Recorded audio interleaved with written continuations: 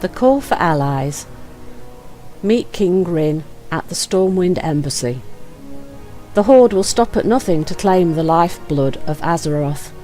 I fear that after the war against the Legion, our ranks are too depleted to stave off their aggression. It is time for the Alliance to bring in new members to join our cause. We have established an embassy in Stormwind to spearhead these efforts. Meet me there, King Anduin Rin. And here's the embassy building. Let's go and see what the young king has to say. Thank you for joining us, champion. These are dire times indeed. We all know the Alliance incurred heavy losses in the war against the Legion. And even now, the world bleeds in the aftermath of Sargeras' final strike. Meanwhile, the Horde musters its forces and arms for war. Their aggression must not go unanswered. Our future depends on bringing other like-minded allies into the fold. I call upon those of you gathered here for your suggestions. Victory on Argus was only possible because the heroes of Azeroth fought side by side with the Army of the Light. Many of our bravest soldiers gave their lives for the cause. Those who remain would be proud to join the Alliance. Among our number are brave initiates about to undertake the arduous path of becoming Lightforged. Thank you, High Exarch.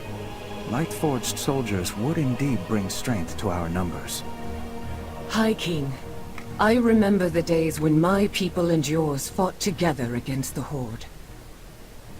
I reached out to them in hopes of seeing Silvermoon return to the Alliance. My efforts proved futile.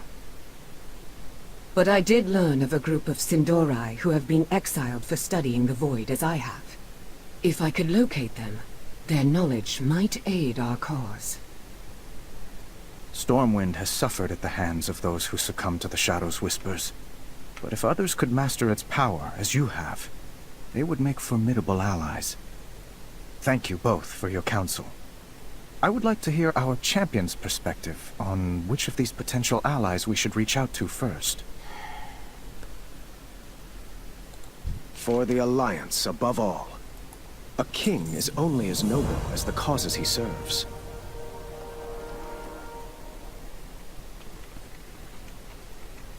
In order to open up the Lightforged to Draenei, the requirements are the achievement "You are now prepared", which you get for completing all of the quests on Argus, and you need to earn Exalted with the Army of the Light, which sadly I haven't done yet, so I need to work on Argus. And in order to open up the Void Elves, again, you'll need the achievement "You are now prepared" for completing all of the quests on Argus, and again, you need Exalted with the Argusian Reach. So, two factions based on Argus, two different factions that you need to earn Exalted with to open up both of the Alliance allied races. So good luck with your reputation farming, and I hope that you can all get these races unlocked really quickly. And I'll see you again in the next video. Goodbye. The call for allies. Meet Warchief Sylvanas Windrunner at the Orgrimmar Embassy. The Horde's selfless leadership in the war against the Legion has left our ranks depleted. Our enemies slaver at the thought of stealing what is ours. We will not let them. I've authorized the building of an embassy in Orgrimmar. From it we will win others to our cause. Meet me there at once. Warchief Sylvanas Windrunner.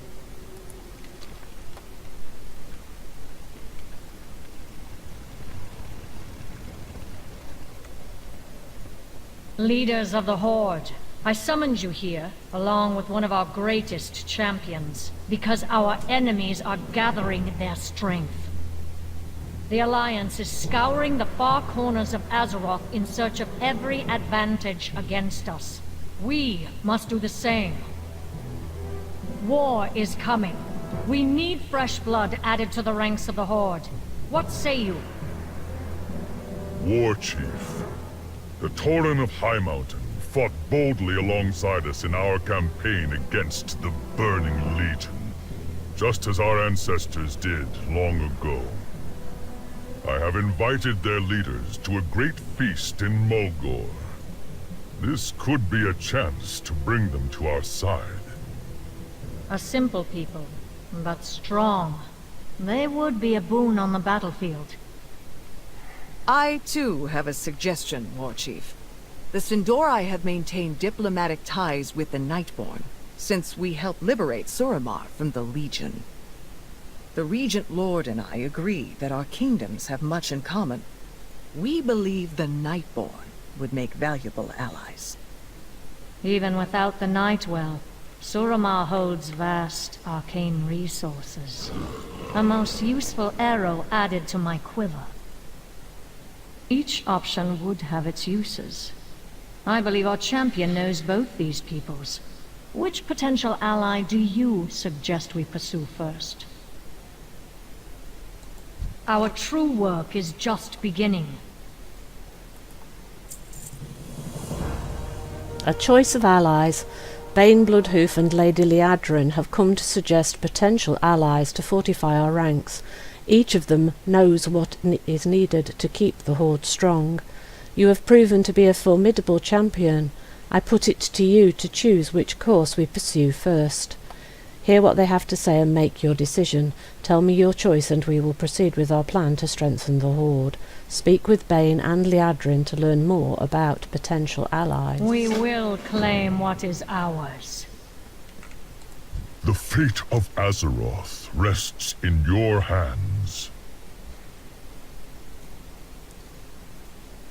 What do you know about the High Mountain Tauren?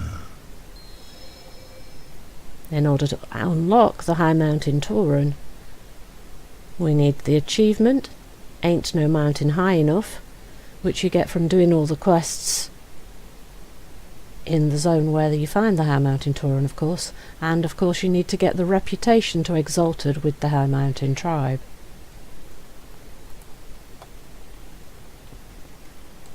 I answer to the light. What do we know about the Nightborn? Remain vigilant. To unlock the Nightborn, we need the achievement Insurrection, which means you've completed all of the quests in Suramar all the way through the storyline. That's quite a long one to do, so if you haven't already got that, I recommend you start working on it. And you need to have Exalted with the Nightfallen, which you will of course get while you're working on the achievement.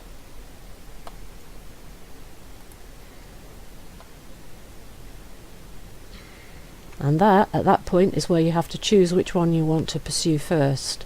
I'll see you in the next video.